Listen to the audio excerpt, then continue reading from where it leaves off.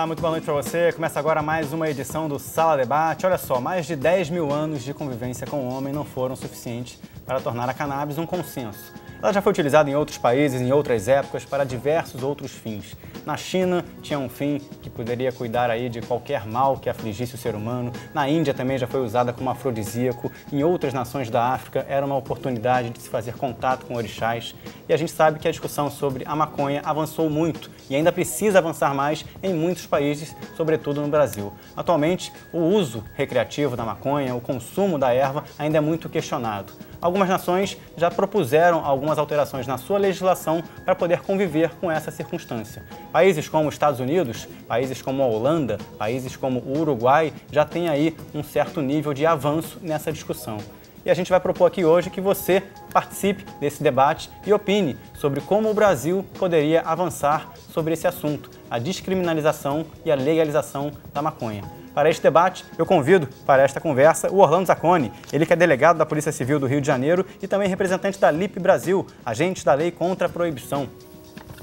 Ao meu lado também a doutora Gilberta Axelrad, ela que é coordenadora de Saúde Pública e Direitos Humanos da Flaxo Brasil, a Faculdade Latino-Americana de Ciências Sociais Brasil. Participará conosco também desse debate o Rogério Gandra Martins, ele que é advogado e daqui a pouquinho trará as suas opiniões e as suas reflexões pela internet para o nosso debate. Você de casa, fica aqui o meu convite para enviar perguntas, comentários pelas redes sociais. Acesse aí agora twitter.com/Canal Futura, nosso perfil é o @Canal Futura. Acesse facebook.com/Canal Futura Oficial e mande perguntas, comentários que os nossos convidados, na medida do possível, gentilmente as responderão. Vamos começar esse debate com uma reportagem para você poder ter mais informações sobre o que está sendo discutido sobre legalização da maconha do mundo. Muito antes de se tornar vilã, a cannabis, ou cânhamo, era utilizada pela medicina e pela indústria para produzir tecidos, óleos, papéis e cordas. Ela foi a primeira planta a ser cultivada pelo homem sem ser para alimentação e se tornou a maior cultura agrícola do mundo até meados do século XIX. Mas foram suas propriedades psicoativas que tornaram a cannabis um tabu na sociedade. Muitos estudos foram feitos para entender o que de prejudicial ou benéfico o consumo da cannabis pode provocar no indivíduo e na sociedade. Hoje, o cultivo dessa planta milenar é proibido na maioria dos países. Mesmo assim, um relatório da ONU aponta a maconha como a droga mais consumida no mundo, por cerca de 220 milhões de pessoas. O que se discute agora é o resultado de todos esses anos de proibição. No Uruguai, uma nova lei pretende mudar esse quadro. O presidente Pepe Mujica propõe que o Estado deve ser responsável por regular o mercado da maconha desde o seu cultivo até a distribuição.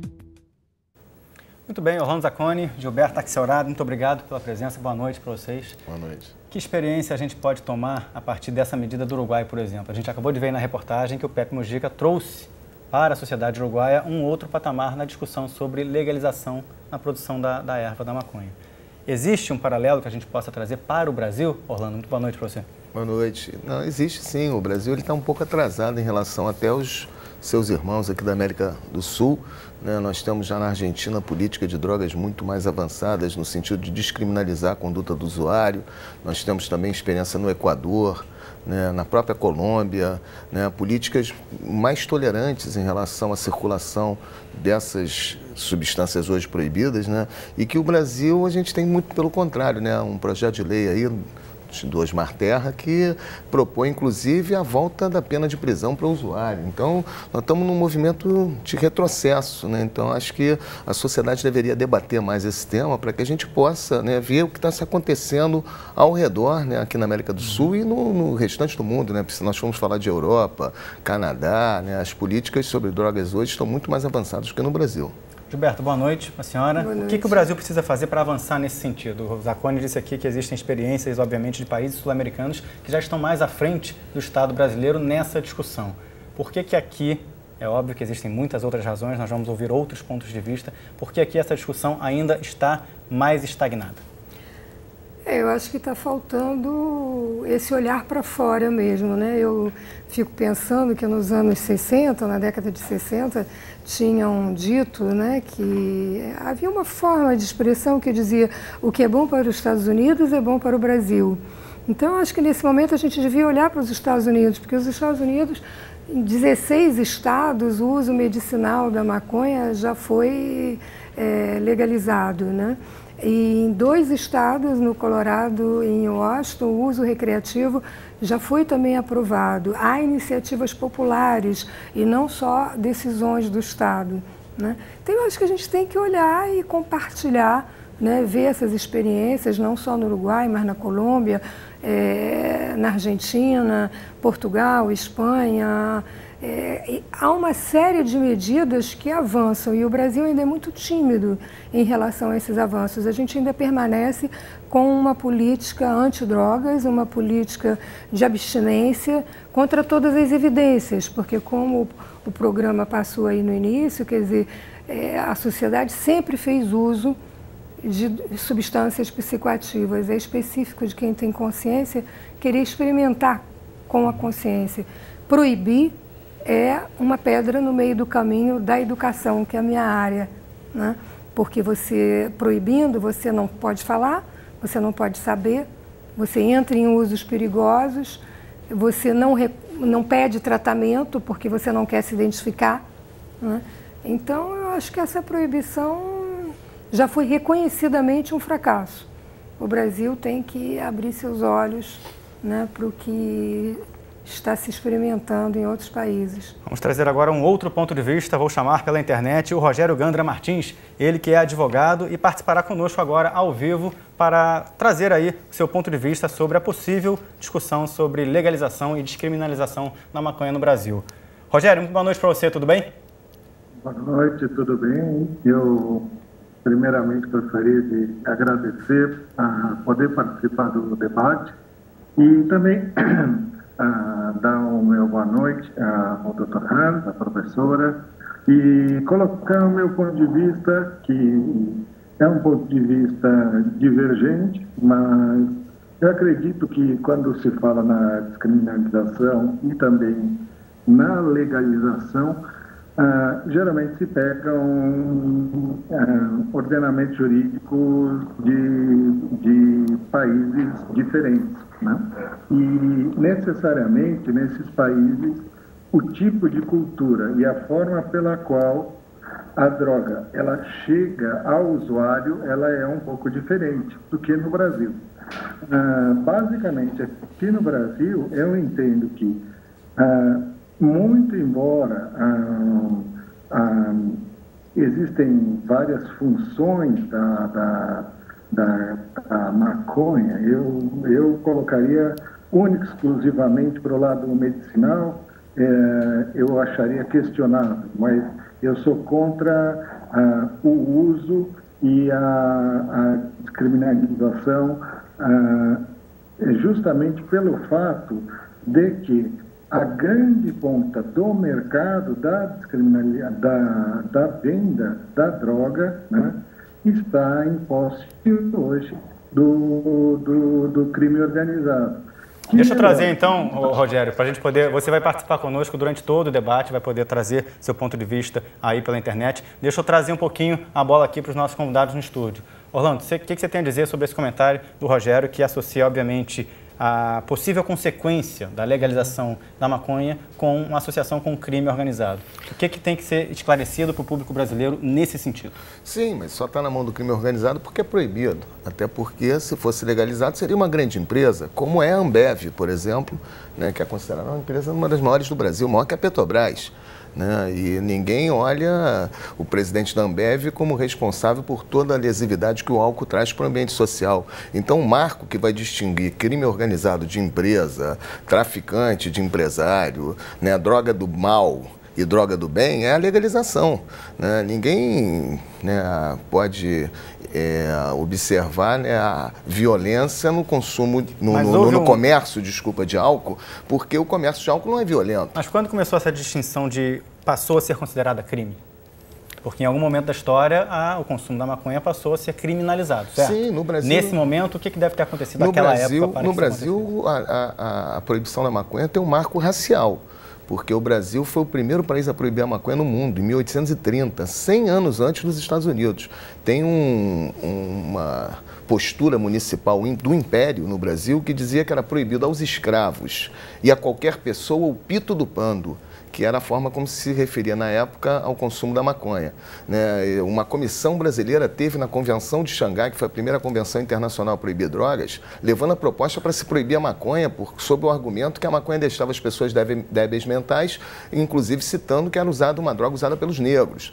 A primeira delegacia de repressão a drogas no Brasil foi no Rio de Janeiro, né? Se chamava Inspetoria de Combate aos Tóxicos e Mistificações. Então se reprimiu o consumo de maconha, a capoeira, o pai de santo, o samba. Então, esse marco racista, né, ele também vai, aos poucos, sendo transferido para outras classes consideradas perigosas, né? Então, já se vinculou, inclusive, a questão do comércio da maconha à subversão. Comunistas vendiam maconha na porta, a contracultura. Então, acho que tem toda uma demonização da maconha no Brasil. Sobre esse ponto de vista que você trouxe agora, de achar que o consumo da maconha pode deixar as pessoas débeis mentais, como você falou. Argumento foi um argumento claro. Vou só trazer essa provocação para a doutora Gilberta. Que clinicamente, o que se pode dizer sobre as condições, as substâncias tóxicas da maconha, para que o público possa entender até que ponto ela pode realmente trazer esse senso comum das pessoas acharem que o usuário de maconha tem ali uma debilidade a maior, caso seja um consumo excessivo? Se fala é muito comum se falar da síndrome amotivacional, né? A pessoa que usa essa síndrome amotivacional é muito ligada à maconha, não sei, quer dizer, a meu ver, de forma arbitrária, né?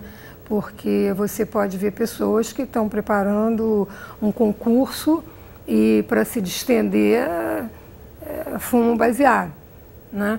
Então, essa associação, a meu ver, ela é arbitrária, né? Como são arbitrárias essas decisões de tornar uma droga ilícita, né? Vou trazer aqui mais comentários, temos participações pelo Facebook. O Renan Prado fala o seguinte: olha, sou a favor da legalização, mas é importante ressaltar que só isso não adianta. O sistema de saúde pública tem que ser preparado para lidar com usuários que querem largar a droga, assim como dar tratamento adequado a pessoas que têm um vício. O que vocês têm a dizer para o argumento do Renan? Obrigado, Renan, pela sua participação. Olha, um dos argumentos usados contra o fim da escravidão no Brasil é que os escravos não teriam o que comer. Ainda que esse argumento tivesse algum embasamento em razão da situação, né, em que a escravidão se colocava no país naquele momento, isso não pode servir de argumento. Isso não é um argumento ético.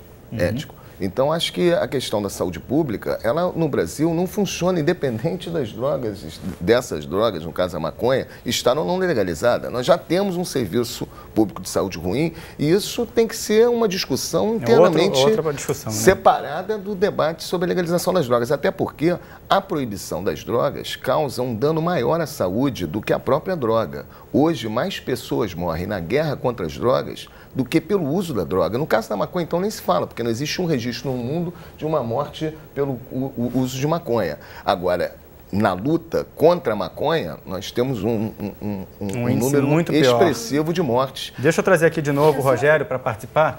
Gilberto, só um minutinho para a gente poder também trazer a participação. Temos um outro comentário aqui do Bruno. O Bruno fala o seguinte: olha, o principal problema é a repressão, que além de ser custosa, é ineficiente, tornando aí o controle e as ações de prevenção deixadas de lado. Rogério, a gente estava falando aqui agora há pouco antes do debate começar, sobre a associação do consumo da maconha ao consumo do cigarro e do álcool. Obviamente, sempre surge numa discussão como essa a questão das drogas lícitas e o poder do vício, da dependência que algumas drogas lícitas, como o cigarro e o álcool, causam.